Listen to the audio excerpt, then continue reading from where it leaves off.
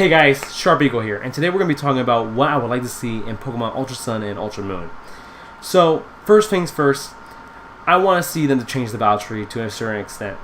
I want them to add a little bit more modes to it, maybe even add a Battle Frontier-esque mode, even though that's probably not going to happen from what we see in the map on Pony Island.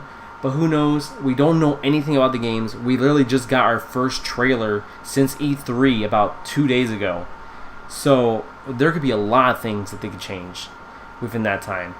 As well, I want to see an expanded story because it says that it's going to be an alternate story to Sun and Moon. But for me, what I hope that means is that it's a parallel universe to Sun and Moon. That probably won't be the case. I feel like the two games are linked by the Ultra Wormhole that's over Pony Island. And if that's true, that adds so much sense to how Annabelle got there and to how the Ultra Beast came through. Because Annabelle was a Battle Frontier brain back in Pokemon Emerald. So what if Pokemon Ultra Sun and Ultra Moon take place during the timeline of Emerald? And then Pokemon Sun and Moon takes place during the timeline of Omega Ruby and Alpha Sapphire, which can explain Mega Evolution. The only thing that I feel like won't work with this theory is that there's probably still going to be Mega Stones in Ultra Sun and Ultra Moon just because they were such a prominent feature to the game. But even if so, maybe they could find a way to use Mega Stones only in places that are for battling. You can't use the Mega Stone outside of like Battle Tree. That way it can add more sense to, hey, this is part of the non-Mega Evolution storyline. This is from Ruby, Sapphire, Emerald, Fire Red, Leaf Green, Diamond, Pearl, Platinum, Black, White 2, etc. And then we have the XY, ORAS, and Sun and Moon story. Because we do know that there are timelines between each Pokemon games, and people have come up with the fact that there's probably a parallel universe, since it is saying in Pokemon ORAS that their plan was to send a Meteor to another dimension, the one that was coming towards Hoenn in that game. And then Xena said there was another Hoenn that could be hit by this, and they have no means of destroying it because there's no Mega Rayquaza and there's no Mega anything.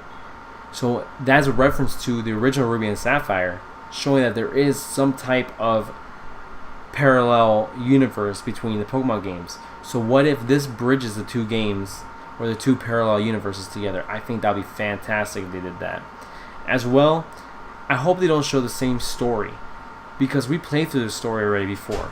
We saw Lily go to Kanto, and also, I don't want that like 2-hour long tutorial it was. I want there to be a feature that says, hey, you play Pokemon Sun and Moon, you know what you're doing. You know how to play the game. So we're going to save you all the exposition on how to do any tutorial and move forward. Or, another thing they could do is make the tutorial a lot faster. All of Melee Island was a tutorial. And to me that upset me. Why couldn't it just been like the first 2 towns could be a tutorial and then you're on your own from there? That would be a lot better to do. As well, add a difficulty mode to the game. Please.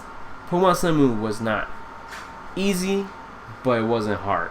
Definitely not as easy as X and Y and Ruby and Sapphire. I want it to be like Black and White 2, where they had challenge mode if you beat Pokemon Black 2. Please, add some difficulty to the battles. I want to have a little bit of a struggle throughout my journey in Alola.